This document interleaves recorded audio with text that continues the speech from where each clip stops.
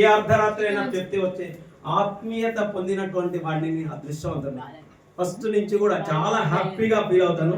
మొన్న వచ్చి అన్నాడు, సార్ ఖచ్చితంగా అమ్మాయి పెళ్ళికి నేను నిలబడతా అన్నాడు. నిలబడాల్సిందే, ఖచ్చితంగా నిలబడతాను. నా బాధ్యతగా నేను పెళ్లి కూతురు చేస్తాను అన్నాడు. ఖచ్చితంగా చూడండి, ఆ అమ్మాయికి గరిడే పెళ్లి వాస్తవం. వీళ్ళు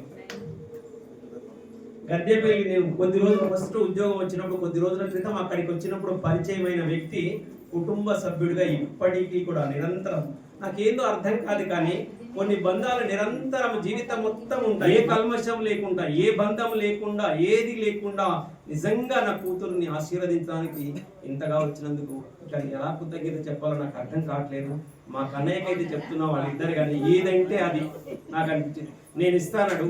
ఫస్ట్ ఆమె పంచం చేసినప్పుడు బంగారం మనసున్నటువంటి మా కన్నయ్య ఆ బంగారం తీసుకొచ్చి పట్టుబట్టలు తీసుకొచ్చి నా కూతురికి సమర్పిస్తున్నందుకు చాలా చాలా చాలా సంతోషంగా చెప్తున్నాను మా కుటుంబంలో వ్యక్తిగా.